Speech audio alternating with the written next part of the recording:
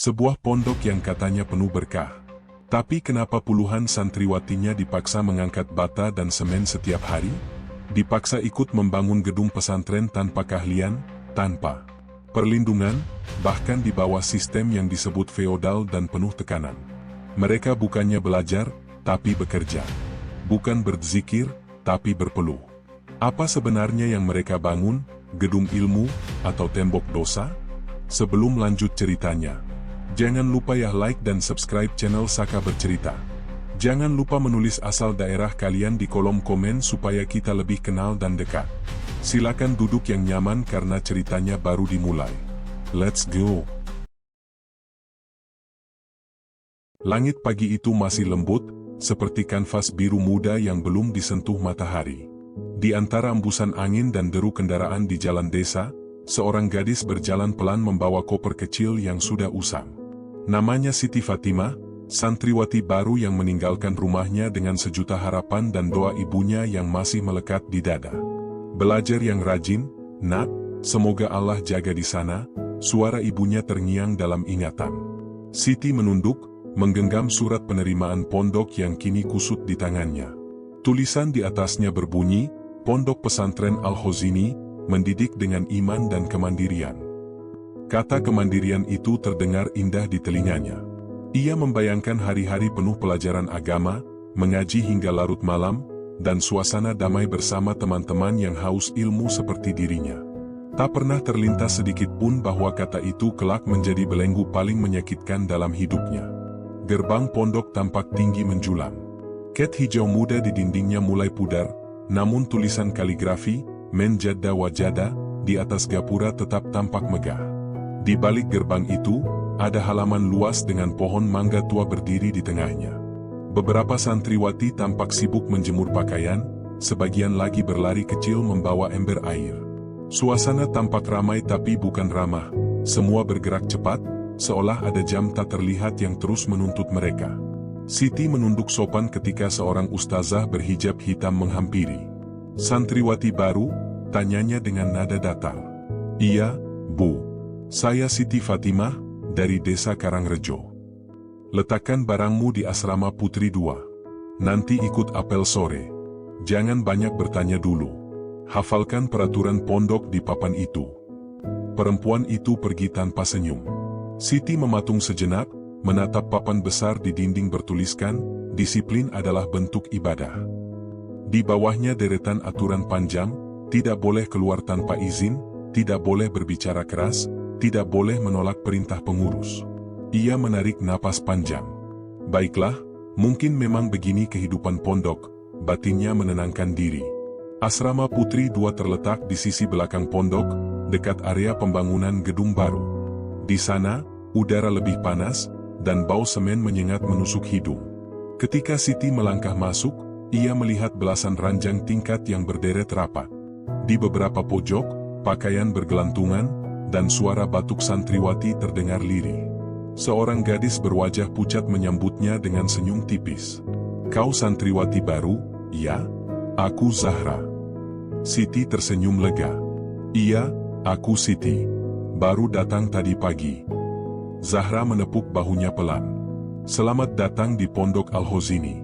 Semoga kau betah, walau nanti mungkin akan sedikit kaget. Kenapa? Tanya Siti heran. Zahra tidak menjawab. Ia hanya tersenyum getir dan melanjutkan lipatan bajunya yang lusuh. Sore itu, Siti mengikuti apel di halaman tengah. Semua santriwati berdiri berbaris rapi, mengenakan mukena putih. Seorang pengurus pondok, Ustazah Nur, berbicara lantang di depan mikrofon. Kita adalah keluarga besar Pondok Al-Khozini. Di sini, kita belajar bukan hanya ilmu, tapi juga kerja keras. Kalian harus siap berkhidmah, membantu pondok tanpa pamrih. Karena itu juga ibadah. Kata-kata, tanpa pamrih, terdengar menggema di kepala Siti. Semua mengangguk, sebagian tersenyum patuh. Ia pun ikut mengangguk, meski belum sepenuhnya paham apa arti dari berkhidmah yang dimaksud. Setelah apel, setiap santriwati mendapat jadwal piket harian. Siti mendapat tugas membersihkan dapur dan halaman belakang. Tapi yang membuatnya terkejut, di daftar lain tertulis, tim pembangunan asrama baru, Fatimah, Zahra, Nisa, Rahmah, dan kawan-kawan. Siti mengernyit. Ia menatap Zahra, tapi Zahra hanya menunduk, seolah sudah pasrah dengan tulisan itu. Keesokan paginya, pukul setelah subuh, suara peluit keras membangunkan semua santriwati. "Bangun!" Semua tim pembangunan segera ke lapangan belakang, teriak seorang pengurus laki-laki dari luar jendela. Siti bergegas keluar, masih setengah mengantuk. Di luar, langit masih gelap. Di tangan pengurus itu tergenggam selembar kertas dan sebuah peluit logam yang dingin. "Cepat, siapkan ember dan sekop. Hari ini kita mulai pengecoran lantai 2. Siti terpaku. "Maaf, Ustaz, saya belum pernah." "Diam. Di sini semua harus bisa. Kalau tidak, apa gunanya berkhidmah?" Kalimat itu seperti cambuk di dada Siti.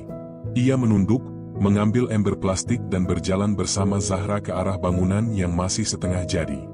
Debu beterbangan. Suara palu dan mesin bor menggema di udara pagi.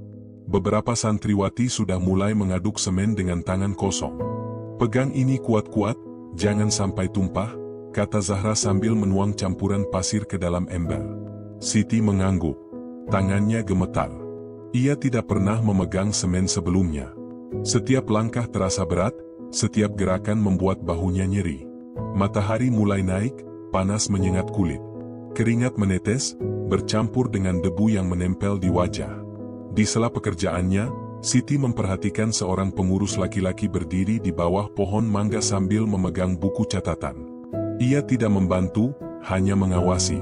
Setiap kali salah satu santriwati berhenti untuk mengelap keringat, ia meniup peluit lagi dan berteriak, "Cepat, jangan malas.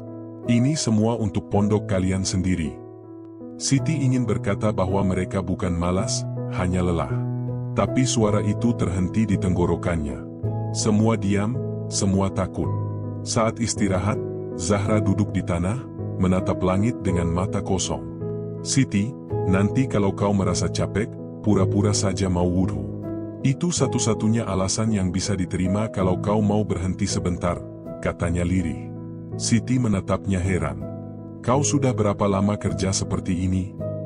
Zahra tersenyum pahit. "Sejak 2 bulan lalu." Katanya cuma sementara, tapi sampai sekarang belum selesai juga. Sore tiba. Siti pulang ke asrama dengan pakaian kotor, tangan melepuh, dan lutut yang terasa berat. Tapi belum sempat ia duduk, ustazah penjaga sudah berteriak dari depan pintu. "Yang baru hari ini bekerja, jangan lupa ikut ngaji malam. Jangan tidur dulu." Zahra hanya menatap kosong. "Kita kerja seharian, tapi masih harus ngaji," katanya supaya pahala lebih besar. Siti menatap tangannya yang memerah.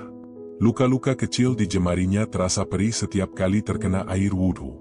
Tapi ia tetap melangkah ke musola, menahan nyeri dengan doa dalam hati. Di sela ayat yang dibacanya, pikirannya melayang. Mengapa pondok sebesar ini tak punya pekerja bangunan sendiri? Mengapa santriwati yang disuruh?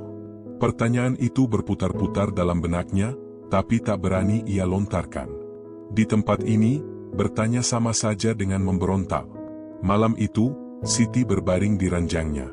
Dari jendela kecil di atas kepalanya, ia melihat cahaya lampu di area pembangunan masih menyala. Bayangan orang-orang masih bergerak di sana, entah pengurus, entah siapa. Ia mendengar isak kecil dari ranjang sebelah. Zahra menangis pelan, menutup wajahnya dengan selimut. "Zahra, kenapa?" bisik Siti. Zahra hanya menjawab, "Besok giliran kita kerja lebih lama." Katanya harus lembur karena bangunannya ketinggalan jadwal. "Lembur?" "Iya, sampai malam." Siti terdiam. Dadanya terasa sesak. Ini bukan seperti yang ia bayangkan ketika meninggalkan rumah dulu. Ia menatap atap asrama yang mulai berdebu dan berbisik pada dirinya sendiri. "Ya Allah, apa benar ini jalan menuntut ilmu? Atau aku sedang disesatkan dalam nama ketaatan?" Dari luar, terdengar suara keras besi jatuh. Suara itu membuat semua santriwati terbangun. Sebagian berlari ke jendela, tapi tak ada yang berani keluar. "Sudah, tidur lagi. Nanti kalau ada yang bertanya, bilang tidak dengar apa-apa," bisik salah satu santriwati senior. Pagi itu udara lembab, Langit mendung menggantung di atas atap pondok. Bau semen yang kemarin menusuk kini bercampur dengan aroma kopi dari dapur belakang. Siti Fatimah duduk di tepi ranjangnya, mencoba merapikan mukena yang masih basah oleh keringat semalam. Tangannya gemetar saat menyisir rambutnya yang kusut. Luka-luka kecil di jemarinya belum kering, tapi bel berbunyi keras memanggil semua santriwati untuk berkumpul di halaman. Cepat! Barisan pembangun di sisi kiri, teriak seorang pengurus laki-laki yang sama seperti kemarin. Siti menelan ludah. Pembina? Ustaz? Ia belum tahu siapa namanya. Tak ada yang berani menanyakan. Semua hanya menyebutnya koordinator lapangan. Zahra berdiri di sampingnya dengan wajah letih. Hari ini katanya mau pasang atap. Lebih berat dari kemarin, bisiknya. Siti menatap langit yang kelabu. Pasang atap di bawah hujan? Ia ingin protes, tapi suaranya terkunci oleh tatapan tajam pengurus di depan barisan. Siapa yang mengeluh? Saya catat namanya, seru lelaki itu. Ingat, kerja kalian ini bagian dari ibadah. Kalau menolak, berarti melawan perintah pondok. Siti menunduk. Kata, ibadah, terasa berat hari itu. Entah mengapa, setiap kali kata itu diucapkan di tempat ini, maknanya seperti berubah menjadi beban. Mereka berjalan beriringan menuju area proyek. Suara langkah kaki mereka tenggelam di antara deru mesin molen dan teriakan para pengurus. Tanah di bawah becek, lumpur menempel di ujung gamis. Di pojok lapangan, beberapa santriwati lain sudah mulai bekerja sejak subuh, mengaduk semen dengan tangan kosong karena sarung tangan belum turun dari gudang. Zahra meletakkan ember di sisi kanan dan mulai membantu mencampur pasir. Pegang ember ini, Siti.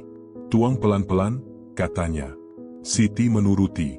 Setiap kali menunduk, butiran debu masuk ke matanya. Ia terbatuk.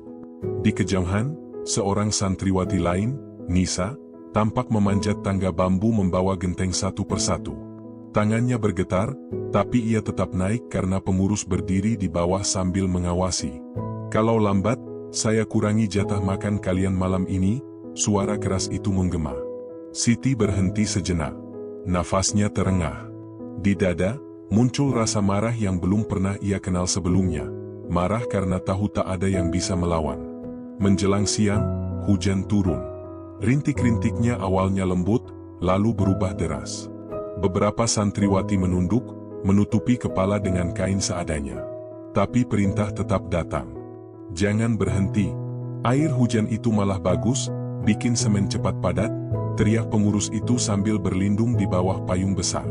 Siti menatap dirinya yang kuyup. Mukena putih yang dulu ia banggakan kini berubah jadi abu-abu bercampur lumpur. Tubuhnya menggigil. Di bawah hujan, Zahra menunduk, menahan tangis yang hampir pecah. Zahra, sudahlah, nanti kita sakit, bisik Siti. Kalau berhenti, nanti malam tak dikasih makan, jawab Zahra lirih. Siti terdiam. Di antara gemericik hujan, suara yang paling keras justru bukan petir, melainkan dentuman kayu dan teriakan santriwati yang jatuh. Nisa terjerembab dari tangga. Genteng yang dibawanya pecah berserakan. Semua berhenti sejenak. Darah menetes dari lututnya, tapi pengurus hanya mendekat dengan wajah kesal. Kenapa jatuh? Sudah dibilang hati-hati, dasar ceroboh. Nisa mencoba bangun sambil meringis. Maaf, Pak, licin. Tidak ada alasan. Bersihkan darahmu, lanjutkan kerja. Siti tak tahan. Ia maju setapak. Pak, Nisa luka, biarkan dia istirahat sebentar. Semua kepala menoleh. Suara di sekeliling terhenti. Lelaki itu menatap Siti tajam, lalu mendekat. Kau siapa? Siti, santriwati baru, Pak. Baru, tapi sudah berani melawan perintah. Siti menunduk. Saya tidak melawan. Hanya, dia luka. Kalau semua pakai alasan luka, siapa yang bangun pondok ini? Suara lelaki itu meninggi. Semua diam. Zahra menarik tangan Siti pelan agar mundur. Sudah, jangan cari masalah, bisiknya. Akhirnya Nisa dipaksa duduk di bawah pohon mangga. Ia menangis dalam diam, sementara darah masih menetes dari kakinya. Tak ada perban, tak ada obat. Hanya hujan yang membersihkan lukanya. Sore hari, mereka kembali ke asrama dalam diam. Pakaian basah menempel di kulit. Siti merasa tubuhnya berat. Setiap langkah seperti menyeret beban yang tak terlihat. Ketika memasuki kamar, suara batuk terdengar dari sudut ruangan. Seorang santriwati kurus berbaring dengan wajah pucat. "Dia siapa?" tanya Siti pelan. "Namanya Rahmah," jawab Zahra. "Sudah 2 hari sakit, tapi tetap disuruh kerja besok." Siti memandangi wajah Rahmah yang pucat pasi. "Kenapa mereka tega begitu?" Zahra menatap kosong. "Karena bagi mereka, kita bukan santriwati. Kita tenaga gratis." Kata itu menusuk dada Siti, tenaga gratis. Ia tak ingin mempercayainya, tapi semua bukti sudah di depan mata. Malam turun perlahan. Di luar, suara jangkrik terdengar samar. Asrama mulai sunyi, tapi Siti belum bisa tidur.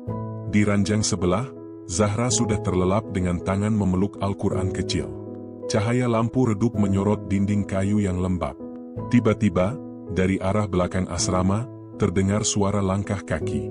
Berat dan tergesa. Lalu suara sesuatu diseret di tanah. Siti menajamkan telinga. Dari celah jendela, ia melihat 2 pengurus laki-laki berjalan menuju area pembangunan membawa karung besar. Salah satunya berkata pelan, "Cepat, besok pagi harus sudah rata, jangan sampai para santri lihat." "Tenang, sudah saya kubur separuhnya." Siti menahan napas. Apa yang mereka kubur? Suara langkah mereka hilang di balik dinding. Tapi sejak malam itu, hati Siti tak tenang. Ada sesuatu yang disembunyikan di pondok ini, sesuatu yang tak boleh diketahui siapapun. Keesokan paginya, semua santriwati dikumpulkan lagi. Kali ini bukan di lapangan, tapi di aula utama pondok. Ustazah Nur berdiri di depan mimbar dengan wajah serius. Beberapa santri kemarin mulai bersikap malas dan suka mengeluh. "Ingat, siapapun yang tidak taat, berarti tidak ikhlas menuntut ilmu. Pondok ini dibangun dari perjuangan. Kalian harus berterima kasih karena diberi kesempatan beramal." Siti menggigit bibirnya. Kata-kata itu terdengar seperti pembenaran yang menyakitkan. Ia melirik ke arah Zahra dan Nisa yang masih duduk di barisan belakang. Wajah mereka lesu. Tak ada semangat tersisa. Setelah acara selesai, Zahra berbisik, "Kau sudah tahu sekarang kenapa aku bilang pondok ini aneh?" Siti mengangguk pelan. "Aku tahu, tapi kenapa tak ada yang melapor?" "Melapor ke siapa?" Zahra tersenyum miris. "Kita ini siapa, Siti? Suara kita tidak akan pernah didengar." Malam hari, Siti duduk sendirian di dekat jendela. Angin malam masuk membawa aroma tanah basah. Di luar sana, cahaya lampu proyek masih menyala. Ia membuka buku kecil yang selalu dibawanya dan mulai menulis. Hari kedua. Kami bekerja seperti buruh. Hujan, luka, darah. Semua dibilang ibadah. Tapi aku tahu, Allah tidak pernah memerintahkan seseorang disiksa atas nama ketaatan. Tangannya bergetar saat menulis. Ia berhenti sejenak, mendengar suara lirih dari balik dinding belakang. Suara perempuan berbisik pelan. "Aku tidak kuat lagi, Zahra. Kalau besok disuruh angkat batu lagi, aku jatuh beneran." "Diam. Jangan keras-keras. Kalau mereka dengar, kita dihukum." Siti menatap dinding kayu di depannya. Suara itu datang dari kamar sebelah, tempat Rahmah dan 2 santriwati lain tidur. Ia mendekat, menempelkan telinga. Suara tangis terdengar jelas. Tangis yang bukan hanya karena lelah, tapi juga takut. Di pagi berikutnya, Siti mencoba mencari keberanian untuk berbicara. Ia menghampiri salah satu ustazah muda yang terlihat baik, Ustazah Lina. "Ustazah, maaf, boleh saya bertanya sesuatu?" Ustazah Lina tersenyum tipis. "Apa itu, Nak Siti?" Hari itu matahari belum tinggi ketika peluit panjang kembali terdengar dari halaman belakang. "Semua tim pembangunan, cepat kumpul di lapangan sekarang." Siti Fatimah terbangun dari tidur yang belum tuntas. Tubuhnya masih pegal, tangan terasa kaku, tapi suara itu memaksa semua untuk bangun. Zahra di ranjang sebelah hanya bisa mendesah pelan, lalu bangkit dengan wajah lesu. "Belum subuh benar, tapi mereka sudah mulai lagi," gumamnya. Siti memandangi langit lewat jendela. Cahaya oranye samar menembus kabut tipis. Dalam hati ia berdoa agar hari ini tak seberat kemarin. Tapi doa itu seperti tenggelam oleh suara teriakan para pengurus yang semakin mendekat. Di lapangan belakang, suasana sudah riuh. Belasan santriwati berbaris dengan wajah mengantuk, beberapa masih menguap. Di samping mereka, tumpukan semen dan batu bata menggunung, menunggu untuk diangkut. Pengurus lapangan, lelaki berperawakan besar dengan kumis tebal, berdiri sambil memegang papan catatan. Baik, hari ini kita pasang dinding lantai 2. Kalian yang sudah dapat ember, langsung naik. Yang lain siapkan adukan semen. Jangan ada yang diam. Siti memandang ember di tangannya. Plastik murahan itu sudah retak di sisi, tapi tetap dipaksa digunakan. Naik ke lantai 2, tapi tangganya, cuma bambu itu, tanya Siti ragu. Kalau takut, pulang saja ke rumahmu, bentak pengurus itu. Siti menelan ludah, menunduk dalam diam. Ia tahu, tak ada yang boleh menolak. Zahra menepuk bahunya. Pegang tangganya kuat-kuat, Siti. Jangan lihat ke bawah. Mereka mulai mendaki tangga bambu yang bergoyang setiap kali diinjak. Di bawah, beberapa santriwati memegang kaki tangga agar tidak jatuh, sementara di atas, yang lain menunggu untuk menyambut ember. Siti menggigit bibirnya. Keringat menetes meski matahari belum tinggi. Saat ia sampai di lantai 2, ia tertegun melihat pemandangan di sekeliling, tembok setengah jadi, tiang penyangga dari kayu rapuh, dan lantai yang masih berlapis papan tipis. Zahra berbisik, kalau papan ini patah, kita bisa jatuh langsung ke bawah. Sudah 2 kali ada yang hampir terpeleset. Siti menatap ke bawah. Tingginya sekitar 2 lantai rumah. Kakinya langsung gemetar. Tapi kenapa mereka tidak pakai tukang bangunan sungguhan? Tanyanya pelan. Zahra hanya tersenyum getir. Karena kita gratis. Pekerjaan dimulai. Siti menuang adukan semen ke celah bata dengan sekop kecil. Tangannya gemetar, tapi ia berusaha kuat. Debu beterbangan.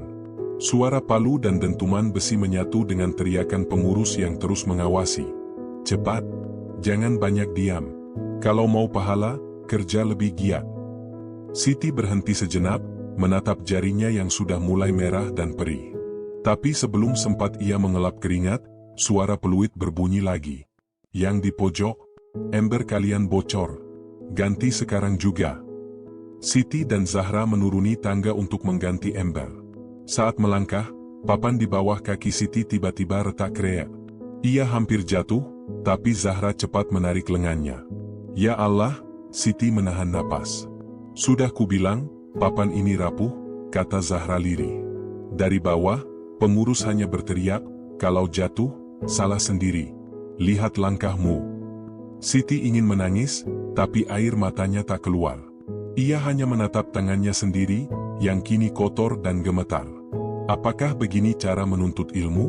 Pikirnya getir. Siang hari, panas menjadi musuh yang tak bisa dihindari. Matahari tepat di atas kepala. Tanah memantulkan uap panas, membuat napas sesak. Santriwati lain mulai kelelahan, tapi tak ada istirahat.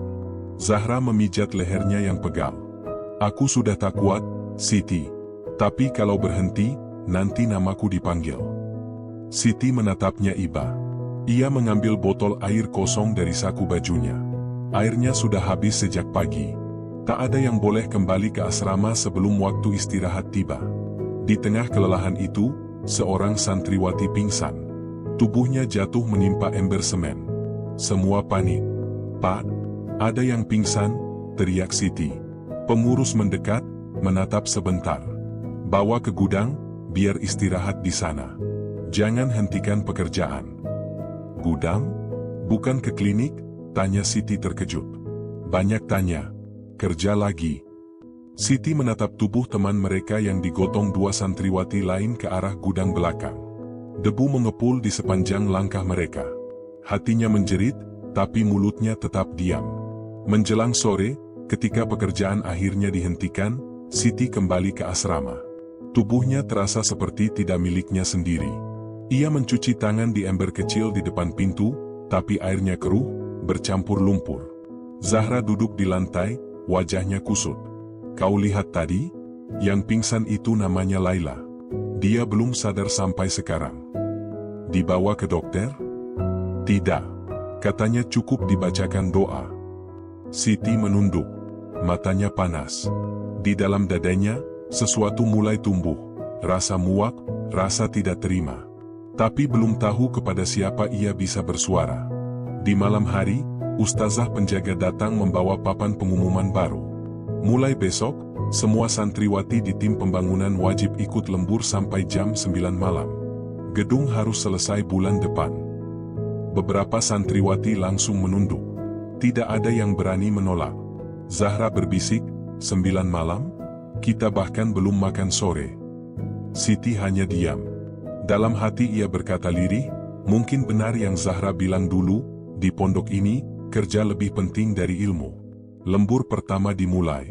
Cahaya lampu Petromax menggantung di antara tiang bambu. Udara malam dingin, tapi tubuh mereka panas oleh keringat. Suara jangkrik bercampur dengan bunyi palu. Siti mengangkat ember semen ke lantai 2 dengan tali tambang. Tangannya lecet, tapi ia terus menarik. Lebih cepat, teriak pengurus dari bawah. Saat menarik ember ke atas, tali tiba-tiba terlepas. Ember jatuh, menimpa papan di bawah hingga patah. Semua santriwati menjerit. Untung tak ada yang tertimpa. Pengurus langsung naik ke atas dan menatap Siti marah. Siapa yang menarik tadi? Siti mengangkat tangan gemetar. Saya, Pak, tali. Plak, tamparan mendarat di pipinya. Jangan banyak alasan. Kalau tali rusak, periksa dulu. Jangan bikin rugi pondok. Siti membeku. Mata Zahra membulat, menatapnya ngeri. Tak ada yang berani menolong. Semua diam. Air mata Siti menetes tanpa suara. Ia menunduk, menahan sakit di pipinya yang berdenyut. Besok kau bersihkan area belakang sendirian, ujar pengurus itu dingin sebelum turun. Setelah ia pergi, Zahra mendekat, menggenggam tangan Siti. Sabar, Siti, jangan melawan. Mereka bisa buat hidupmu di sini seperti neraka. Siti hanya mengangguk. Dalam hatinya, luka itu lebih dalam dari sekadar tamparan. Malam itu, ketika semua santriwati sudah tidur, Siti diam-diam menulis di buku catatannya. Tangannya bergetar, tapi setiap huruf ia tulis dengan hati-hati. Hari ketiga. Aku tidak tahu ini pondok atau penjara. Kami bukan santriwati. Kami kuli. Kami bekerja dengan tangan telanjang, dengan doa yang dipelintir jadi perintah. Aku ingin pulang, tapi bagaimana caranya? Ia menutup buku itu dan menyimpannya di bawah bantal. Namun sebelum memejamkan mata, ia mendengar suara pelan dari luar jendela, suara orang berbicara. Besok kiriman semen datang. Suruh santriwati itu bongkar sendiri. Lebih hemat daripada bayar tukang. Tapi, Ustaz, mereka sudah kelelahan. Biar saja. Kita butuh laporan cepat untuk donatur. Kalau bangunan selesai tepat waktu, bonus turun. Siti menahan napas. Jadi itu alasannya. Semua kerja keras mereka, semua darah dan keringat, demi uang. Ia menatap langit di luar jendela, hitam tanpa bintang. Kalaupun ini ujian dari Allah, kenapa harus melalui tangan orang-orang yang memakai namanya untuk menindas? Pagi berikutnya, wajah Siti masih lebam. Tapi ia tetap datang ke lapangan, membawa ember seperti biasa. Subuh itu, udara di pondok Al-Khozini lebih dingin dari biasanya. Hujan semalam membuat tanah di sekitar gedung pembangunan becek dan licin. Tapi peluit tetap berbunyi seperti biasa, nyaring menembus pagi yang suram. Bangun semua. Pekerjaan dimulai lebih awal hari ini, teriak seorang pengurus dari halaman. Siti membuka mata dengan berat. Lehernya kaku, punggungnya pegal, dan pipinya masih lebam akibat tamparan kemarin. Tapi ia tahu, tak ada waktu untuk mengeluh. Zahra menatapnya prihatin. Wajahmu masih biru, Siti. Kenapa tidak bilang ke ustazah penjaga? Siti hanya menggeleng pelan. Untuk apa? Mereka semua tahu, tapi berpura-pura tidak melihat. Zahra menunduk. Kadang aku berpikir, mungkin di pondok ini, diam adalah satu-satunya cara agar tetap bertahan hidup. Ketika mereka tiba di area pembangunan, suasana kacau. Lumpur menutupi sebagian jalan, beberapa tumpukan bata roboh akibat hujan semalam. Cepat bereskan semua ini sebelum donatur datang sore nanti. Suara pengurus menggema seperti petir. Donatur, kata itu lagi. Setiap kali Siti mendengarnya, dadanya bergetar. Ia tahu, di balik setiap kerja paksa dan lembur malam, ada kepentingan besar, uang. Uang yang katanya untuk pembangunan pesantren, tapi tak satu pun santriwati tahu kemana sebenarnya mengalir. Mereka mulai bekerja. Siti mengambil sekop dan mulai mengaduk semen di dalam drum besar. Lumpur membuat alas kakinya tenggelam, membuat setiap langkah terasa berat. Tangan-tangan mereka yang halus kini penuh luka, luka yang tak sempat sembuh karena harus terus digunakan. Laila, santriwati yang sempat pingsan 2 hari lalu, kini kembali bekerja. Tapi wajahnya pucat, matanya sayu. "Kau sudah sehat?" tanya Siti pelan. Laila tersenyum samar. "Belum benar-benar. Tapi kalau tidak datang, mereka bilang aku malas. Aku takut diusir, Siti." "Diusir?" "Ya. Ustazah bilang, santri yang tidak kuat bekerja berarti belum siap menuntut ilmu. Katanya, ini bagian dari ujian keikhlasan." Siti terdiam. Dalam hati ia bergumam lirih, ujian macam apa yang membuat orang kehilangan kemanusiaannya? Siang menjelang. Matahari membakar kulit. Suara serangga bercampur dengan dentuman palu dan gesekan besi. Beberapa santriwati mulai batuk keras karena debu semen yang terhirup. Tak ada masker. Tak ada sarung tangan. Siti mengelap keringat di dahinya, lalu menatap tangannya sendiri. Luka-luka kecil di sela jari sudah berubah jadi kerak kecoklatan. Zahra memanggil dari kejauhan, "Siti, tolong pegang papan ini." Siti berlari kecil membantu. Mereka berdua memegang papan untuk menyangga bata yang sedang disusun. Tapi tiba-tiba, angin kencang berhembus, papan itu tergelincir dari tangan mereka. Bata jatuh ke tanah, sebagian pecah. Suara pengurus langsung menggema, "Siapa yang jatuhkan bata itu?" Zahra refleks maju. "Saya, Pak. Maaf, tadi angin." Plak. Tamparan keras mendarat di pipi Zahra. Semua diam. Hanya terdengar suara langkah mundur para santriwati yang menyaksikan kejadian itu. Siti spontan menahan tangan pengurus itu. "Cukup, Pak. Jangan pukul dia lagi." Lelaki itu menatap Siti tajam. "Kau mau melawan?" Siti gemetar, tapi tak menunduk. Dia tidak sengaja. "Diam. Kalian di sini belajar taat, bukan membantah." Siti ingin berteriak, tapi Zahra menarik tangannya, memohon dengan tatapan ketakutan. "Sudah, Siti, jangan." Pengurus itu akhirnya pergi, meninggalkan mereka dalam diam panjang yang menyakitkan. Siti menatap Zahra, pipinya merah dan bengkak. Air mata Zahra menetes, tapi ia tersenyum lirih. "Aku tidak apa-apa, yang penting jangan sampai mereka tahu kita melawan." Sore hari, setelah para donatur datang meninjau, suasana mendadak berubah. Gedung setengah jadi itu tampak indah di mata orang luar. Santriwati berjejer rapi menyambut tamu dengan senyum palsu, sementara luka-luka di tangan mereka disembunyikan di balik sarung tangan kain tipis. Siti berdiri di barisan belakang, menatap ustaz pengurus yang sedang berbicara dengan suara manis. "Alhamdulillah, para santri kami sangat semangat membantu pembangunan. Mereka ikhlas, demi ilmu dan keberkahan." Siti hampir tertawa. Bukan karena lucu, tapi karena getir. "Ikhlas?" Ia ingin berteriak, tapi lidahnya terasa keluh. Saat donatur pergi, pengurus tersenyum puas. "Bagus. Tadi kita dapat tambahan dana. Kalian bisa kerja lebih cepat mulai besok." Zahra berbisik di telinga Siti, "Jadi, mereka tidak pernah peduli pada kita. Hanya butuh tampilan bagus di depan orang kaya." Siti menatap langit sore yang memerah. "Zahra, aku mulai takut. Gedung ini belum kuat, tapi mereka terus paksa kita naik ke atas." Zahra terdiam. Ia tahu Siti benar. Beberapa tiang penyangga mulai retak sejak semalam, tapi setiap kali mereka melapor, jawabannya selalu sama. Banyak tanya berarti kurang iman. Malam hari, Siti tak bisa tidur. Ia duduk di tepi ranjang, menatap buku catatannya. Ia mulai menulis lagi. Setiap huruf seperti darah yang menetes dari luka batinnya. Hari ini, Zahra dipukul. Laila hampir jatuh. Dan aku masih bertanya-tanya, di mana letak surga dari semua ini? Mereka bilang kami harus sabar, tapi sabar bukan berarti diam terhadap zalim. Aku mulai takut pada hari di mana bangunan ini selesai, bukan karena indah, tapi karena penuh dosa. Siti menutup buku itu dengan air mata menetes di pipinya. Di luar, suara angin malam terdengar lirih, seperti bisikan doa yang tertahan. Keesokan harinya, Siti datang lebih pagi dari biasanya. Ia melihat beberapa santriwati sedang mengaduk semen dengan ember rusak. Salah satunya, Rina, terlihat kesakitan. Tanganku berdarah, Siti. Tapi kalau aku berhenti, mereka bilang aku malas.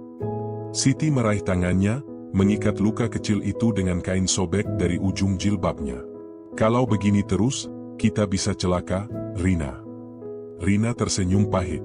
Celaka di sini sudah biasa. Menjelang siang, hujan turun deras. Tapi pekerjaan tak dihentikan. Santriwati dipaksa terus mengangkat bata meski lantai licin dan becek. Cepat, jangan manja. Hujan ini rahmat, bukan alasan. Siti menggigil. Bajunya basah, tangannya gemetar. Di tengah hujan itu, salah satu tiang bambu yang menopang lantai 2 mulai bergoyang. Zahra, lihat itu, teriak Siti panik. Namun pengurus yang mendengar hanya menjawab, tidak apa-apa. Aman. Beberapa menit kemudian, papan di atas kepala mereka berderak pelan. Krek. Siti menatap ke atas, napasnya tercekat. Zahra menarik tangannya. Siti, mundur. Dan seketika, satu sisi lantai 2 ambruk, suara kayu patah bercampur teriakan santriwati. Lumpur dan debu beterbangan ke udara. Semua berlari. Siti terjatuh, lututnya terbentur batu. Tapi tanpa pikir panjang ia kembali bangkit, menarik tubuh Laila yang tertimpa papan. Laila, bangun, kau dengar aku? Laila batuk keras, wajahnya pucat. Dari kejauhan, pengurus berteriak panik. Cepat, cepat bersihkan puingnya sebelum ada yang datang lihat. Siti menatapnya tak percaya. Membersihkan? Ada yang terluka, Pak. Diam, jangan bikin ribut. Kalau berita ini sampai keluar, pondok bisa ditutup. Siti membeku. Ia melihat darah di lengan Laila, mendengar tangisan teman-temannya, lalu menatap bangunan yang setengah runtuh itu, simbol dari keserakahan dan kebohongan. Di hatinya, sesuatu retak. Bukan hanya karena bangunan itu roboh, tapi karena ia sadar, harapan pun ikut runtuh bersamanya. Malam itu, asrama sunyi. Hanya suara rintik hujan di luar jendela. Zahra duduk di samping Siti yang memegangi lututnya yang memar. Siti, kalau begini terus, mungkin kita harus cari cara keluar dari sini. Siti menatap temannya dengan mata sembab. Keluar kemana? Mereka jaga semua gerbang. Zahra terdiam lama. Mungkin, bukan keluar dari tempatnya, tapi keluar dari diam. Sejak lantai gedung ambruk beberapa hari lalu, suasana di Pondok Al-Khozini berubah. Tidak ada lagi tawa santriwati di waktu senggang. Tidak ada canda, tidak ada nyanyian kecil setelah sholat. Yang tersisa hanyalah diam, dan ketakutan yang tumbuh di antara dinding-dinding lembab asrama. Laila masih belum pulih. Luka di lengannya membusuk karena tidak diobati dengan benar. Setiap malam, Siti duduk di sampingnya, mengganti perban seadanya dengan kain sobek dari kerudung lamanya. Laila, besok aku akan bicara ke ustazah. Ini harus dibawa ke dokter, kata Siti pelan. Laila hanya menggeleng lemah. Jangan, Siti. Nanti kau yang dimarahi. Mereka bilang aku hanya kurang semangat ibadah. Siti menggenggam tangannya. Ini bukan soal ibadah. Ini soal nyawa. Laila menatapnya samar. Di pondok ini, nyawa kita bukan urusan siapa-siapa. Kalimat itu menancap dalam di dada Siti, dingin, getir, dan benar adanya. Pagi itu, para santriwati dikumpulkan di aula. Ustaz Rahim, pengurus tertua, berdiri di depan mimbar dengan wajah serius. Beberapa hari terakhir, banyak kabar tidak benar tersebar tentang pondok kita, katanya lantang. Siti merasakan tatapan tajam mengarah ke barisan mereka. Kami dengar ada yang menulis hal-hal yang bisa mencemarkan nama baik pondok. Kami tidak akan mentoleransi fitnah semacam itu. Semua saling berpandangan. Zahra mencengkeram lengan Siti di bawah meja. Dia tahu, Siti, bisiknya pelan. Jantung Siti berdetak cepat. Buku catatannya, hanya Zahra yang tahu, tapi bisa saja ada yang menggeledah kamar mereka. Ustaz Rahim melanjutkan, ingat, kalian di sini menuntut ilmu, bukan mencari masalah. Barang siapa mengadu keluar tanpa izin, akan kami keluarkan dari pondok tanpa surat pindah. Suara kayu diketuk keras di meja. Semua terdiam. Siti menunduk dalam diam, tapi pikirannya tak berhenti berputar. Kalau mereka sampai menemukan catatanku, habislah aku. Malamnya, Siti dan Zahra menggeledah kolong tempat tidur mereka. Buku catatan Siti masih ada, tapi sampulnya sudah tergores, seperti pernah dibuka paksa. Siti gemetar. Zahra, seseorang sudah menyentuhnya. Zahra menatap sekitar. Berarti mereka mulai mencurigai kita. Siti menatap halaman terakhir yang ia tulis. Ada tanda tinta merah besar di atas kalimatnya, fitnah. Entah siapa yang menulisnya. Tangannya bergetar saat menutup buku itu. Mereka membaca semuanya, tulisan tentang kerja paksa, tentang tamparan, tentang gedung roboh. Zahra menarik napas panjang. Siti, kita harus sembunyikan buku itu. Kalau ketahuan lagi, bisa-bisa kau dipanggil ke ruang pengurus. Keesokan harinya, Siti pura-pura biasa saja. Tapi setiap langkahnya terasa berat, setiap tatapan pengurus seolah menembus kulitnya. Ketika jam istirahat, ia mendengar bisikan dua santriwati di pojok aula. Katanya ada yang mau lapor keluar pondok. Siapa? Mungkin yang suka menulis itu, si Fatimah. Nama itu membuat darahnya seolah berhenti mengalir. Ia tahu, waktu untuk diam sudah hampir habis. Sore hari, saat para santriwati kembali bekerja, Siti berpura-pura pergi ke gudang mengambil alat. Tapi sebenarnya, ia menuju pos belakang pondok, satu-satunya tempat yang dekat dengan pagar luar. Ia membawa selembar kertas kecil yang ia tulis semalaman. Isinya bukan panjang, tapi penuh makna. Kami dipaksa bekerja membangun gedung tanpa perlindungan. Banyak yang terluka. Mohon, siapapun yang membaca ini, bantu kami. Dari santriwati Pondok Al-Hozini. Siti menggulung surat itu, lalu menyelipkannya ke dalam botol plastik kecil bekas air mineral. Ia menatap sekeliling. Tak ada orang. Dengan hati-hati, ia melempar botol itu ke sungai kecil di belakang pondok. Airnya mengalir ke arah jalan raya. Pergilah, bisiknya lirih, semoga seseorang menemukannya. Zahra datang beberapa menit kemudian. Siti, kau kemana tadi? Aku takut kau ketahuan. Siti tersenyum lemah. Aku sudah lakukan sesuatu yang seharusnya kulakukan dari dulu. Zahra menatapnya tak mengerti, tapi Siti hanya berkata pelan, kalau nanti ada yang mencari, jangan bilang apa-apa.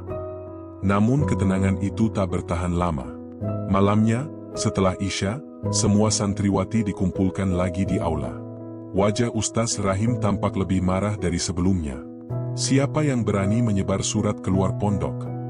Ada warga yang menemukannya di sungai dan melapor ke pihak pesantren. Suara para santriwati bergemuruh pelan. Siti merasakan lututnya lemas. Zahra mencubit tangannya di bawah meja, memberi isyarat untuk diam. Kalau tidak ada yang mengaku, lanjut Rahim, maka seluruh santriwati di blok asrama barat akan dihukum kerja lembur 3 hari berturut-turut. Beberapa santriwati mulai menangis. Zahra menatap Siti dengan mata yang bergetar. Jangan, Siti, tolong, jangan bilang apa-apa, bisiknya. Tapi Siti tahu, kalau ia diam, yang lain akan menderita karena kesalahannya. Ia menunduk, lalu perlahan berdiri. Saya, Ustaz, suaranya nyaris tenggelam di antara bisik-bisik ketakutan. Ruangan hening seketika. Semua menatapnya. Jadi kau yang menulis surat itu? Tanya Ustaz Rahim dengan nada dingin. Siti mengangguk pelan. Saya hanya ingin, orang tahu apa yang sebenarnya terjadi di sini. Rahim menatapnya tajam. Berarti kau menuduh pondok ini berbuat zalim? Kau menuduh kami memperbudak kalian? Siti menatap tanah. Saya tidak menuduh. Saya hanya menulis kenyataan. Plau. Tamparan keras kembali mendarat di pipinya. Kau berani bicara seperti itu di hadapan pengurus? Kau sudah keterlaluan, Siti. Zahra menjerit, mencoba maju, tapi ditahan oleh santriwati lain. Cukup. Jangan ikut campur, bentak salah satu pengurus lain. Siti jatuh tersungkur. Darah merembes dari sudut bibirnya. Tapi matanya tetap tajam menatap Rahim. Boleh saja kalian pukul saya. Tapi kalian tidak bisa menutup kebenaran selamanya. Ruangan mendadak senyap. Bahkan pengurus lain tampak terdiam sesaat, menatap keberanian gadis itu. Tapi Rahim hanya tertawa sinis. Kebenaran? Kebenaran versi siapa? Kau hanya anak ingusan yang tidak tahu apa-apa. Dunia ini tidak peduli dengan ratapanmu, Siti. Siti menatap lurus ke wajahnya. Kalau dunia tidak peduli, mungkin Tuhan yang akan. Rahim terdiam sepersekian detik, lalu berteriak. Bawa dia ke ruang disiplin. Mulai malam ini, dia tidak boleh keluar sampai ada keputusan dari pimpinan. Siti digiring oleh dua pengurus menuju bangunan belakang, ruangan sempit berbau lembab dengan jendela besi kecil. Zahra berlari mengejarnya tapi dihalangi penjaga. Siti, aku akan cari cara. Siti menoleh sambil tersenyum lemah. Jangan sakiti dirimu sendiri. Pintu besi dikunci dari luar. Gelap. Hanya ada cahaya redup dari celah kecil di dinding. Siti duduk di lantai dingin. Tangannya masih gemetar, tapi di wajahnya tak ada penyesalan. Ia tahu, surat itu sudah sampai keluar. Seseorang di luar sana kini tahu kebenaran. Ia meraba saku bajunya. Masih ada selembar kertas kecil, catatan terakhir yang belum sempat ia tulis di buku. Dengan tangan gemetar, ia menulis di dinding menggunakan ujung paku kecil. Jika suatu hari bangunan ini roboh, ketahuilah, bukan hujan yang menjatuhkannya, tapi dosa dan keserakahan manusia di dalamnya. Air matanya menetes, tapi bukan karena takut. Malam itu, untuk pertama kalinya, Siti merasa bebas, meski tubuhnya terkunci. Keesokan paginya, Zahra diam-diam menaruh sepotong roti di depan pintu ruang disiplin. Dari dalam, Siti berkata lirih, "Terima kasih, Zahra." "Bertahanlah," balas Zahra sambil menahan tangis. "Aku akan cari jalan agar semua orang tahu." "Tidak usah," jawab Siti lembut. "Kau cukup terus hidup. Itu sudah cukup bagiku." Zahra menempelkan keningnya ke pintu besi yang dingin. Hujan pagi itu turun tanpa henti. Langit kelabu menekan pondok seperti tirai kesedihan yang berat. Zahra duduk di teras dapur, memandangi air hujan yang jatuh deras. Ia belum tidur semalaman, terus memikirkan Siti yang masih dikurung di ruang disiplin. Setiap kali hujan turun, Zahra teringat malam ketika gedung asrama ambruk, malam yang mengubah segalanya. Namun pagi itu, sesuatu mulai berbeda. Dari kejauhan, suara kendaraan asing terdengar, bukan milik pengurus, bukan mobil pondok. Dua mobil berhenti di depan gerbang. Para santriwati yang sedang menyapu halaman berhenti dan saling berpandangan. Dari dalam mobil keluar beberapa orang berseragam dan membawa map tebal. Di antara mereka, tampak seorang pria berpakaian sipil memegang kamera ponsel, seperti wartawan. "Assalamualaikum," suara salah satu di antara mereka terdengar lantang. "Apakah ini Pondok Al-Hozini?" Penjaga gerbang mendekat, gugup. "Iya, Pak. Ada keperluan apa?" "Kami dari kepolisian sektor kota. Kami mendapat laporan dari masyarakat mengenai dugaan pelanggaran keselamatan santri di pondok ini." Wajah penjaga langsung pucat. "Tunggu dulu, Pak. Harus izin pimpinan." Namun, sebelum ia sempat lari, salah satu aparat menunjukkan surat perintah.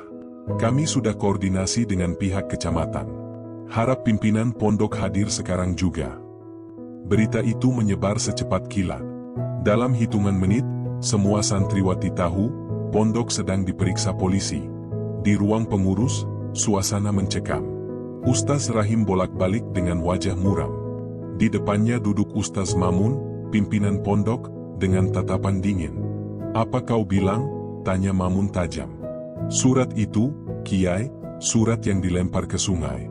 Rupanya ditemukan warga dan sudah beredar di media sosial.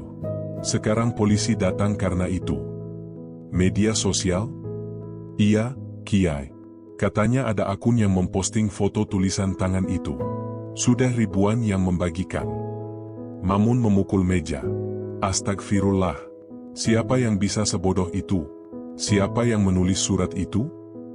Rahim menelan ludah. Sudah kami tangkap, Kiai. Namanya Siti. Masih kami tahan di ruang disiplin. Santri kelas 2 itu? Iya, Kiai. Kiai Mamun menarik napas panjang. Kalau begitu, pastikan dia tidak bicara macam-macam. Jangan sampai polisi menemuinya sebelum kita atur. Sementara itu di halaman, beberapa polisi mulai memotret gedung yang sebagian dindingnya retak. Salah satu petugas menatap ke arah bangunan barat. Ini yang disebut warga sebagai gedung baru? Iya, Pak, jawab salah satu warga yang ikut mengantar.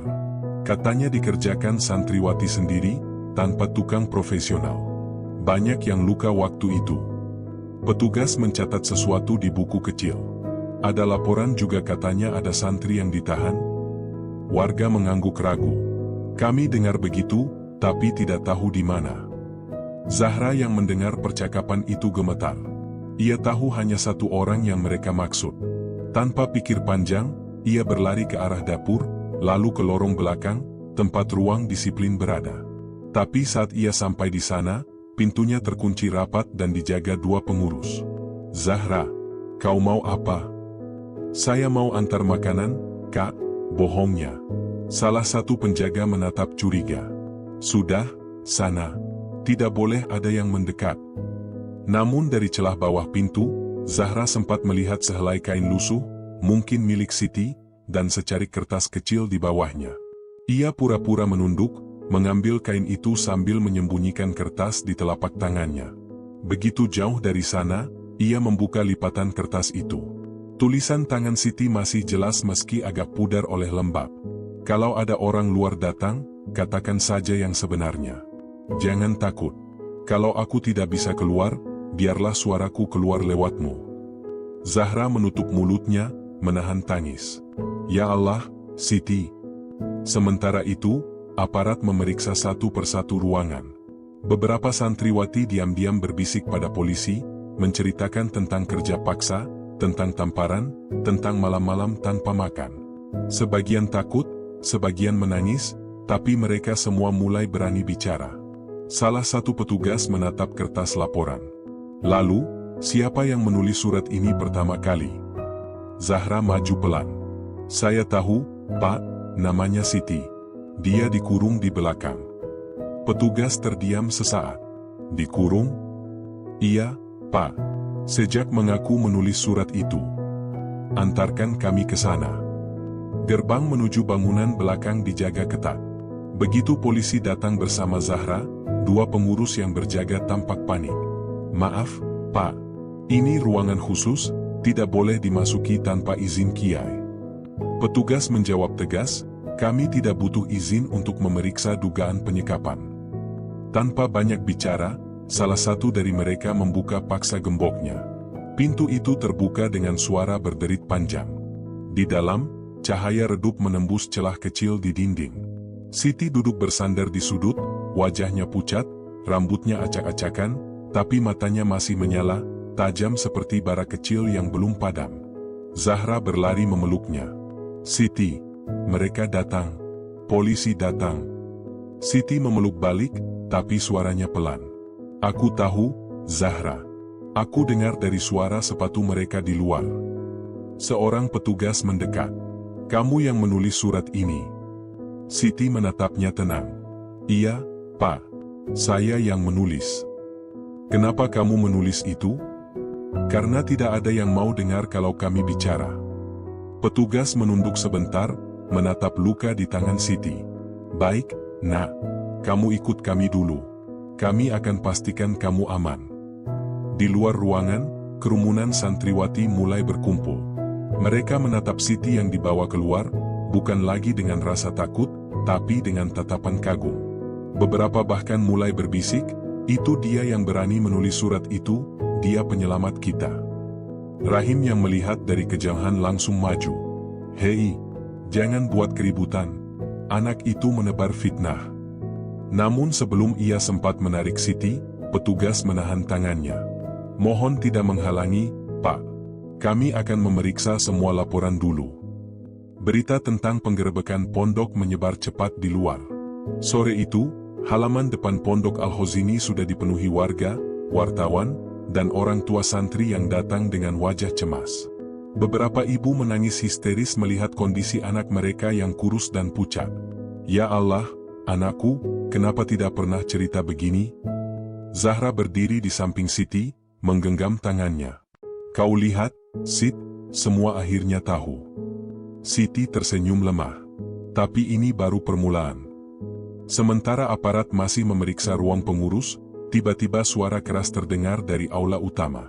Bra, Kiai Mamun membanting pintu dan berteriak, kalian pikir kalian siapa? Ini pondok pesantren, bukan tempat kriminal.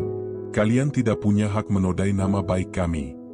Namun petugas hanya menunjukkan surat izin pemeriksaan. Kami hanya menjalankan tugas, Kiai. Ada laporan masyarakat dan bukti-bukti yang cukup. Bukti dari mana? Dari anak kecil yang tidak tahu apa-apa, bentaknya. Petugas itu menatap Siti yang berdiri di dekat pintu. Dari anak kecil yang berani mengatakan kebenaran, Kiai. Suasana tegang. Para santriwati menunduk, sebagian berdoa dalam hati. Rahim berdiri di belakang Mamun, wajahnya penuh kebencian. Kau puas sekarang, Siti? Katanya dengan nada tajam.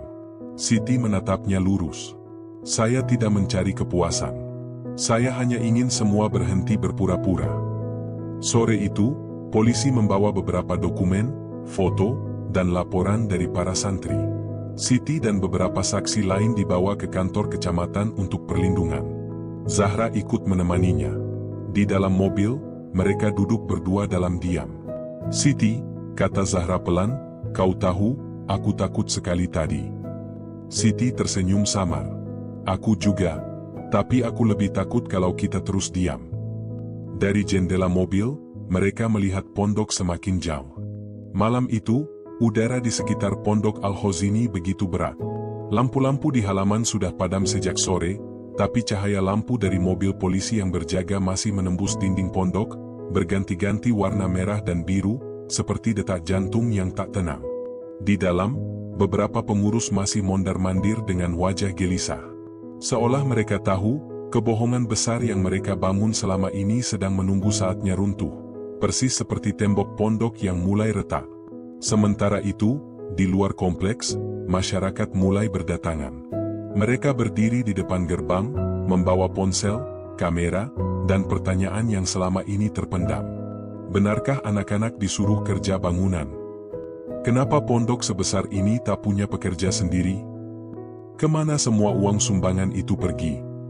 Pertanyaan-pertanyaan itu menggema seperti suara azan yang menggugah hati, hanya saja kali ini yang dijawab bukan dengan doa, melainkan dengan keheningan penuh dosa. Siti duduk di ruang kecil kantor kecamatan, bersama Zahra dan beberapa santriwati lain. Mereka baru saja selesai diperiksa oleh pihak kepolisian. Di tangan Siti masih tergenggam secari kertas lusuh yang ia tulis sendiri, kami hanya ingin belajar, bukan bekerja seperti budak. Seorang penyidik yang duduk di depannya menatap penuh empati. Fatimah, kami sudah membaca semua laporanmu. Tapi kami butuh kau bercerita sedetail mungkin. Apa yang sebenarnya terjadi di pondok itu? Siti menarik napas panjang. Suaranya pelan, tapi penuh luka. Awalnya kami hanya disuruh membantu. Mengangkat pasir, membawa air. Katanya untuk belajar mandiri. Tapi lama-lama, kami disuruh cor lantai, angkat semen, bahkan kerja sampai malam. Zahra menambahkan, kami tak boleh menolak, Pak. Kalau menolak, kami ditampar atau tidak diberi makan. Penyidik itu menunduk, menulis cepat di catatannya. Apakah kalian tahu siapa yang memberi perintah langsung?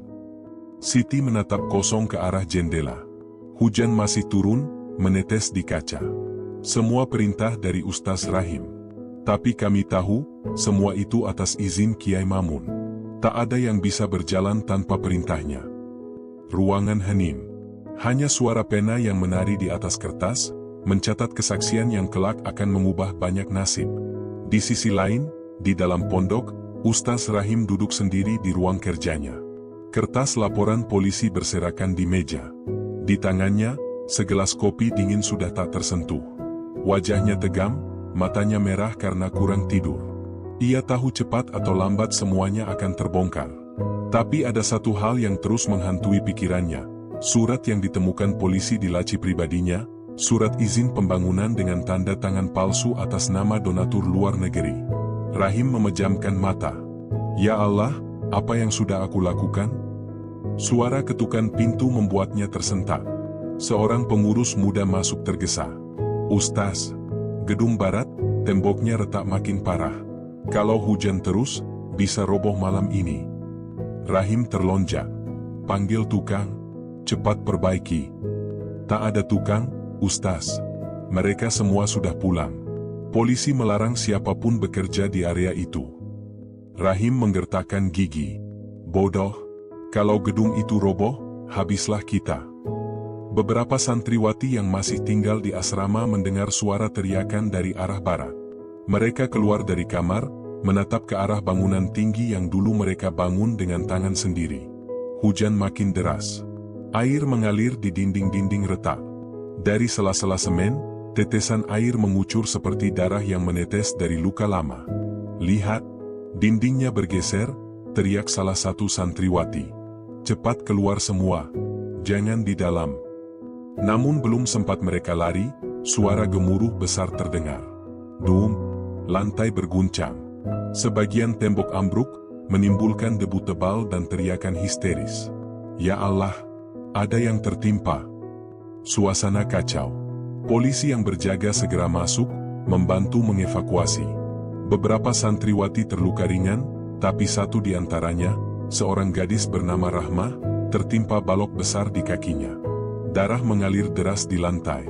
Zahra menjerit melihatnya. Tolong, dia masih hidup. Tolong. Rahmah menggenggam tangan Zahra dengan lemah. Aku tak kuat lagi, Zahra.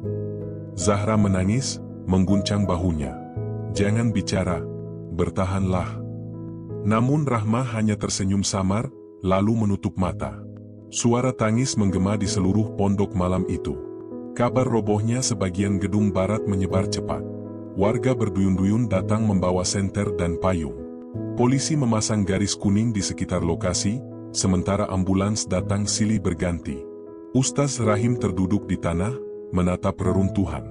Wajahnya pucat. Kiai Mamun datang terlambat, jubahnya basah kuyup. Apa yang terjadi di sini? Bentaknya. Rahim menatapnya penuh amarah dan keputusasaan. Inilah akibatnya, Kiai. Kita memaksa anak-anak kecil membangun dengan tangan mereka. Kita tutupi semua, dan sekarang Allah yang membuka semuanya. Mamun membalas dengan tatapan tajam. Kau pikir aku tak tahu apa itu ujian? Ini fitnah dari luar. Mereka ingin menjatuhkan pondok ini. Tidak, Kiai, suara Rahim gemetar.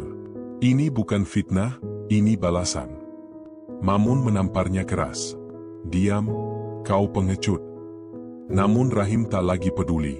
Ia menatap reruntuhan itu dengan mata berkaca-kaca. Pengecut atau tidak, setidaknya aku masih punya rasa bersalah. Di kantor kecamatan, Siti dan Zahra mendengar kabar robohnya gedung barat dari salah satu polisi. Wajah mereka langsung pucat. Gedung barat, bisik Siti. Itu tempat kami dulu bekerja. Zahra menutup mulutnya. Rahmah masih di sana. Air mata Siti jatuh begitu saja. Ia tahu, semua doa yang dulu mereka ucapkan di sela kerja paksa kini menjadi kenyataan pahit. Doa agar Allah menunjukkan kebenaran, ternyata juga membuka luka yang lebih dalam. Pak, kata Siti lirih, izinkan saya kembali ke pondok. Ada teman kami yang tertinggal. Penyidik sempat menolak, tapi melihat wajahnya yang begitu teguh, ia akhirnya mengangguk. Baik, tapi kami yang akan mengantar. Ketika Siti tiba di pondok, malam sudah semakin larut. Lampu-lampu menyala terang di area reruntuhan. Bau semen dan darah bercampur di udara. Siti berlari melewati garis polisi, mendekati tubuh Rahmah yang sudah tertutup kain putih. Rahmah, suaranya bergetar. Ia berlutut, menyentuh ujung kain itu dengan tangan gemetar. Zahra memeluknya dari belakang. Dia sudah tenang, Siti. Siti menggigit bibirnya, menahan tangis yang meledak di dada. Tidak seharusnya dia mati seperti ini. Tidak seharusnya ada darah di tempat kami belajar mengaji. Polisi berdiri tak jauh dari mereka. Salah satu berkata pelan, kami akan bawa semua korban ke rumah sakit. Dan setelah ini, pondok akan resmi ditutup sementara. Siti hanya menatap kosong ke arah gedung yang tinggal puing. Dalam kepalanya, terngiang suara Ustaz Rahim berteriak panik, suara Kiai Mamun yang menuduh semua ini fitnah, dan suara Rahmah yang sempat berbisik lemah, aku tak kuat lagi. Beberapa jam kemudian, ketika semua sudah tenang, Siti berjalan sendiri ke musola kecil di belakang pondok. Ia duduk di sajadah, memandangi langit yang mulai cerah setelah hujan panjang. Tangannya masih gemetar, tapi bibirnya bergerak pelan membaca doa. Ya Allah, jika ini jalan yang kau pilih, maka kuatkan kami. Jangan biarkan orang-orang sepertiku dilupakan. Jangan biarkan kebenaran tenggelam. Air matanya jatuh satu persatu di atas sajadah lusuh itu. Zahra datang, duduk di sampingnya. Kau tahu, Siti, Rahmah sempat bilang padaku, kalau pondok ini akan hancur sendiri oleh doa anak-anak yang dizalimi. Siti menatap langit. Mungkin doa itu baru saja dikabulkan. Di luar pondok, suara azan subuh berkumandang. Tapi kali ini berbeda. Malam itu terasa jauh lebih panjang dari malam-malam sebelumnya. Udara dingin menelusup di sela-sela genteng bocor pondok, meneteskan air ke dalam ember bekas ket yang mereka taruh di tengah kamar. Siti terjaga, matanya menatap kosong ke arah dinding yang mulai retak di pojok ruangan. Ia tak lagi bisa tidur. Bukan karena nyamuk, bukan karena lelah. Tapi karena sesuatu yang terus berputar di kepalanya, perkataan Bu Ningsih sore tadi. Kalau kamu terlalu banyak tanya, kamu yang akan diusir. Kamu kira pondok ini berdiri cuma dari doa? Bangunan itu dibangun dengan keringat kalian semua. Dan kamu harus tahu diri. Kata-kata itu seperti cambuk yang menampar harga dirinya. Ia ingin percaya bahwa semua kerja kerasnya akan berbuah pahala, tapi kini ia mulai ragu. Pondok yang selama ini dianggapnya rumah rohani, justru terasa seperti tempat penjara. Keesokan harinya, mereka dipanggil lebih pagi dari biasanya. Langit belum benar-benar terang ketika suara kentongan terdengar bertalu-talu. Semua santriwati kumpul di lapangan belakang, teriak seorang ustaz muda dari pengeras suara. Siti dan teman-temannya, dengan mata setengah mengantuk, segera bergegas. Di lapangan, para pengurus sudah berdiri berjajar. Di depan mereka, tumpukan batu bata dan semen baru saja datang. Siti langsung tahu, akan ada pekerjaan baru. Namun, sesuatu terasa janggal. Di sisi kanan lapangan, terlihat dua pria asing berpakaian rapi sedang berbicara dengan Kiai Zain. Mereka membawa map tebal dan mengenakan tanda pengenal bertuliskan, Dinas Pekerjaan Umum. Rina, sahabat Siti, berbisik pelan. Kayaknya mereka dari pemerintah. Mungkin mau ngecek bangunan baru itu. Siti menatapnya dengan raut tegang. Kalau benar, mungkin ini kesempatan kita buat ngomong. Namun sebelum sempat melangkah, suara keras dari Bu Ningsih menggelegar, semua kembali bekerja. Tidak ada yang boleh mendekat ke tamu. Yang melanggar, akan dikurung di gudang belakang. Gudang belakang, tempat yang terkenal gelap dan pengap, di mana beberapa santri pernah dikurung berhari-hari karena ketahuan mencoba kabur. Hanya mendengar namanya saja sudah cukup membuat lutut Siti lemas. Ia menunduk, menahan marah. Tapi di dalam hatinya, ia sudah bertekad, ia tak bisa terus diam. Hari itu, ia bekerja seperti biasa. Mencampur pasir, mengangkat bata, dan menyiapkan ember semen. Tapi kali ini, matanya sesekali mencuri pandang ke arah dua tamu itu. Mereka tampak memperhatikan bangunan baru di sisi timur pondok. Salah satu dari mereka menunjuk ke dinding retak, sementara yang lain mencatat sesuatu. Saat istirahat siang tiba, Siti pura-pura ke kamar mandi. Ia mencari jalan memutar melewati sisi dapur, lalu menyelinap ke arah belakang gedung yang sedang mereka bangun. Dari balik tembok belum diplester, ia mendengar percakapan itu lebih jelas. Pak, ini struktur pondasinya nggak sesuai gambar, ujar salah satu pria dengan nada cemas. Iya, ini bahaya sekali. Kalau hujan deras terus, bisa ambruk. Siapa kontraktornya? Katanya pondok yang kelola sendiri, Pak. Tapi anehnya, tenaga kerja semuanya santriwati. Siti menutup mulutnya rapat-rapat. Dadanya berdegup kencang. Jadi benar, mereka tahu. Gedung yang mereka bangun itu tidak aman, bahkan bisa roboh kapan saja. Tiba-tiba, langkah kaki berat terdengar mendekat. Suara khas sepatu kulit menghentak tanah. "Sedang apa kamu di sini?" Suara bariton Kiai Zain terdengar dari belakang. Siti menelan ludah. Ia berbalik perlahan, menunduk dalam. "Maaf, Kiai, saya hanya mau ambil air." "Ambil air di belakang bangunan baru? Jangan bohong." Tatapan Kiai Zain menusuk seperti belati. "Kamu menguping, ya?" Siti tak menjawab. Tenggorokannya kering. "Kalau kamu pikir bisa menjatuhkan nama pondok dengan cerita-cerita fitnahmu, kamu salah besar," lanjutnya. "Ingat, siapapun yang melawan, akan menanggung akibatnya. Dunia dan akhirat." Setelah itu, Kiai Zain pergi meninggalkannya begitu saja. Tapi ancaman itu menggema di kepala Siti sepanjang sore. Malamnya, di kamar sempit yang remang, Rina memegang tangan Siti. "Ti, kamu gak apa-apa? Kamu pucat banget." Siti menatap sahabatnya, matanya berair. "Rin, bangunan itu bisa roboh. Mereka tahu, tapi tetap nyuruh kita kerja." Rina menatapnya tak percaya. "Apa? Kamu yakin?" Siti mengangguk pelan. "Aku dengar sendiri. Dan Kiai Zain marah besar waktu tahu aku nguping." Rina memeluknya erat. "Kita harus kasih tahu yang lain. Kita nggak bisa diam. Tapi kalau kita bicara, kita bisa diusir, Rin. Bahkan bisa dikurung." Suasana kamar menjadi sunyi. Hanya suara jangkrik di luar jendela yang menemani. Hingga akhirnya, Rina berbisik lirih, "Lebih baik diusir karena benar, daripada diam dan lihat teman-teman kita celaka." Kata-kata itu menyalakan api kecil di hati Siti. Api yang selama ini padam oleh ketakutan, kini mulai berkobar lagi. Keesokan harinya, saat jam makan siang, Siti mulai bicara kepada beberapa santriwati lainnya. Ia menceritakan apa yang ia dengar tentang pondasi bangunan yang rapuh. Awalnya, mereka semua kaget, sebagian menolak percaya. Tapi ketika seorang santri bernama Latifah ikut menimpali bahwa ia pernah melihat semen dicampur air terlalu banyak hingga encer, semuanya mulai sadar ada yang salah.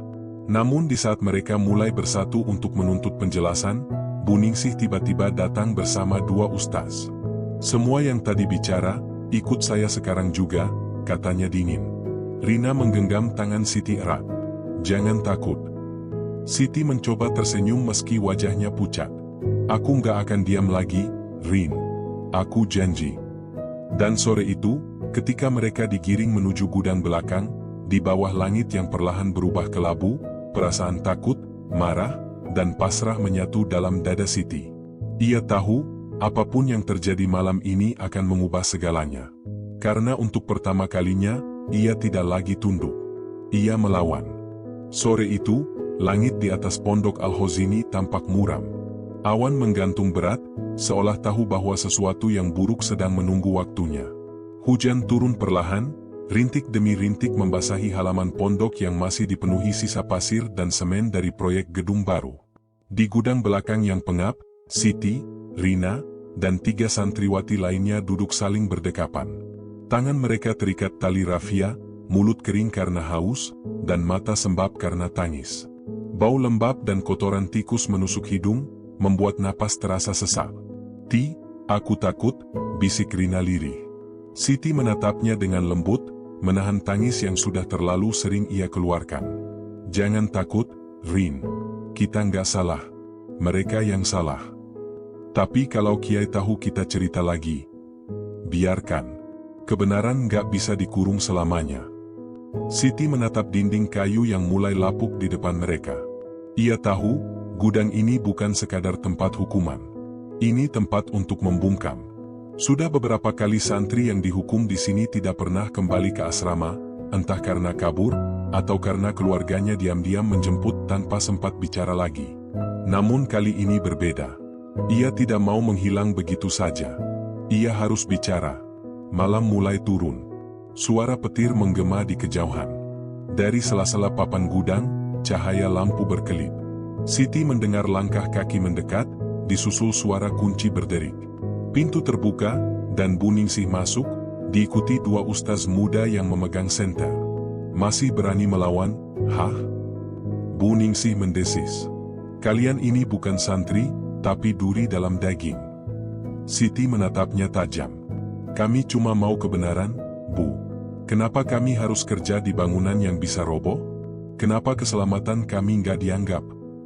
Bu Ningsih terdiam sesaat, lalu tertawa pendek.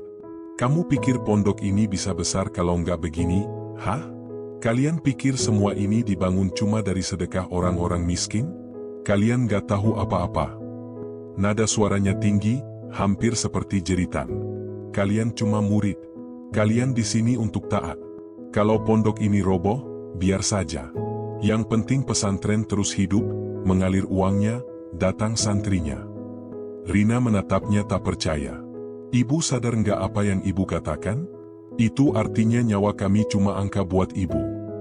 Tamparan keras mendarat di pipi Rina. Suaranya memecah keheningan malam. Mulutmu itu yang bikin banyak masalah, teriak Bu Ningsih. Siti bangkit, meski lututnya gemetar. Kami bukan budak, Bu. Kami manusia. Kami punya hak. Bu Ningsih menunjuknya dengan mata melotot. Kamu akan menyesal bicara begitu, Siti Fatimah. Kamu pikir siapa kamu, hah? Kiai Zain yang biayai makanmu. Dia yang kasih kamu tempat tinggal. Tempat tinggal? Atau tempat menyiksa? Ustaz di belakang segera maju, mendorong Siti hingga terjatuh. Tali rafia di tangannya terlepas sedikit, dan ia memanfaatkannya untuk merenggangkan simpul. Tapi sebelum sempat bergerak lebih jauh, mereka semua dikurung kembali. Pintu ditutup, dikunci dari luar. Hujan semakin deras, mengguyur atap seng hingga berisik. Di luar sana, di bangunan baru yang tengah dibangun, pekerja pondok, sebagian santri laki-laki, masih diminta menyelesaikan dinding lantai 2. Air hujan membuat semen licin, dan tanah di sekitar pondasi mulai ambles. Tapi tak ada yang berani berhenti. Kiai Zain berdiri di bawah payung, memantau dari jauh sambil berbicara lewat telepon. Cepatkan pekerjaannya, jangan sampai proyek ini gagal. Kita sudah janji ke donatur, katanya keras. Salah satu pekerja menatapnya ragu. Tapi, Kiai, pondasi mulai retak, ini bahaya. Sudah, jalan terus, kalau roboh, itu takdir. Sekitar tengah malam, suara petir menggema lebih keras. Hujan tak berhenti, justru semakin menggila. Dari dalam gudang, Siti bisa merasakan getaran di tanah. Ember-ember kosong di sudut bergoyang, debu jatuh dari atap. Kenapa tanahnya kayak bergetar? Tanya Rina panik. Siti berdiri, menempelkan telapak tangannya ke dinding. Ia merasakan getaran semakin kuat. Rin, bangunannya mau roboh. Tiba-tiba terdengar suara teriakan dari luar. Lari, lantai atasnya retak. Cepat, panggil Kiai. Temboknya jatuh. Awas. Braak. Suara ledakan keras terdengar. Dinding belakang pondok ambruk, menimbulkan suara gemuruh luar biasa. Siti menjerit, debu dan serpihan kayu beterbangan ke arah mereka. Gudang berguncang hebat, satu tiangnya patah, membuat atap miring menimpa dinding. Rina memeluk Siti erat-erat. Kita harus keluar. Kita bisa mati di sini. Siti menendang dinding kayu berkali-kali hingga papan itu jebol sebagian. Hujan mengguyur masuk, membuat mereka semakin panik. Terus, sedikit lagi, seru Rina sambil menarik papan lain. Akhirnya, dengan tenaga terakhir, mereka berhasil membuat lubang cukup besar untuk keluar. Tapi pemandangan di luar membuat Siti hampir tak bisa bernapas. Bangunan baru yang mereka kerjakan selama berbulan-bulan, kini sudah rata dengan tanah. Batu bata berserakan, besi-besi bengkok menonjol kemana-mana. Beberapa santri laki-laki berteriak mencari teman mereka yang tertimbun. Asap debu menutupi udara. Dan di tengah kekacauan itu, terlihat tubuh seseorang tergeletak di bawah reruntuhan tembok besar. Pakaian khas pondoknya berwarna putih keabu-abuan karena debu. Itu, Kiai Zain. Hujan terus mengguyur, menutupi semua jeritan dengan suara gemuruhnya. Para santri berlarian, beberapa menangis histeris, sebagian mencoba menggali reruntuhan dengan tangan kosong. Siti berdiri mematung. Tubuhnya gemetar, air mata bercampur hujan mengalir di pipi. "Rin, ini semua karena keserakahan mereka," katanya pelan, suaranya nyaris hilang tertelan angin. Rina menatapnya, menggenggam tangannya erat. "Sekarang semua orang akan tahu, pondok ini harus berubah." Beberapa jam kemudian, ambulans dan polisi datang. Mereka menemukan banyak korban luka, dan beberapa meninggal. Termasuk di antaranya para pekerja santri yang selama ini dipaksa kerja tanpa pelindung. Ketika petugas memeriksa sisa bangunan, mereka menemukan sesuatu yang mencengangkan, catatan proyek di ruang administrasi pondok, lengkap dengan laporan biaya fiktif dan tanda tangan pengurus. Di sana tertulis bahwa semen dikurangi, besi diganti lebih tipis, dan banyak dana disalurkan ke rekening pribadi. Semua bukti itu akhirnya membuat kasus Pondok Al-Hozini terbongkar ke publik. Namun bagi Siti, kemenangan itu tak terasa seperti kebahagiaan. Terlalu banyak air mata, terlalu banyak nyawa yang jadi korban. Ia hanya bisa berdoa agar tidak ada lagi pondok yang mengatasnamakan agama untuk menindas. Pagi itu, matahari akhirnya muncul di langit Pondok Al-Hozini. Tapi sinarnya tak lagi hangat seperti dulu. Ia memantul di atas puing-puing bangunan yang semalam ambruk, seolah ingin mengingatkan semua orang bahwa sesuatu yang besar telah runtuh. Bukan hanya tembok, tapi juga kebohongan dan keserakahan yang selama ini berdiri kokoh di baliknya. Tanah masih lembab oleh hujan malam. Bau semen dan debu bercampur dengan aroma getir kayu terbakar. Di antara tumpukan bata merah yang berserakan, Siti duduk bersimpuh. Tangannya gemetar, menggenggam pecahan kecil dari dinding yang dulu ia pasang sendiri. Di belakangnya, suara ambulans dan polisi masih bersahut-sahutan. Beberapa santri menangis, beberapa hanya terdiam menatap kosong, tak percaya bahwa pondok yang mereka cintai berubah menjadi tempat bencana. Rina datang, wajahnya pucat, rambutnya berantakan, tapi matanya tegas. Ia meletakkan tangan di bahu Siti. Sudah semua korban diangkat, termasuk Kiai Zain dan Bu Ningsih." Siti menatap tanah. "Mereka sudah pergi?" Rina mengangguk pelan. "Iya, semua dibawa ke rumah sakit kabupaten." Siti menutup matanya. Ada getir di dadanya, tapi juga kelegaan yang aneh. "Kadang aku benci mereka, Rin, tapi di sisi lain, aku kasihan. Mereka begitu sibuk mempertahankan nama, sampai lupa melindungi nyawa." Beberapa jam kemudian, polisi membawa beberapa berkas dari kantor pondok. Wartawan berdatangan, memotret dari jauh, menulis berita dengan tajuk besar. "Bangunan Pondok Al-Hozini roboh, puluhan santri jadi korban. Diduga ada penyelewengan dana pembangunan." Berita itu menyebar cepat. Masyarakat yang dulu menyanjung pondok itu kini terkejut, bahkan marah. Donatur besar mencabut bantuannya, dan Dinas Pendidikan Agama mulai melakukan penyelidikan penuh. Siti dan beberapa santriwati dipanggil untuk memberikan kesaksian. Dalam ruang kecil di pos polisi, Siti duduk berhadapan dengan seorang penyidik. Tangannya menggenggam ujung jilbab, wajahnya menunduk. "Ananda tidak perlu takut," kata penyidik itu lembut.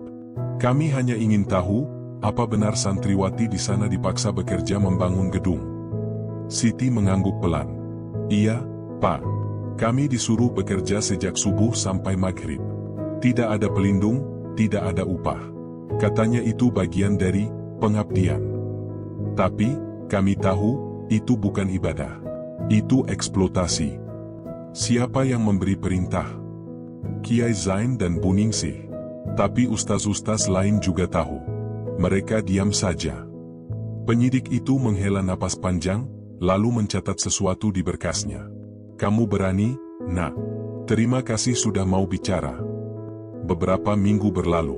Pondok Al-Hozini kini sepi. Gedung-gedung tua ditutup garis polisi, dan papan besar bertuliskan, "Dilarang masuk," dalam proses investigasi, berdiri di gerbang depan. Para santriwati yang selamat sudah dipulangkan ke rumah masing-masing. Beberapa dari mereka trauma berat, bahkan menolak menyentuh buku pelajaran atau mendengar kata pondok lagi. Namun Siti memilih tetap tinggal di kota itu sementara waktu. Ia merasa belum selesai. Ia ingin memastikan keadilan benar-benar ditegakkan.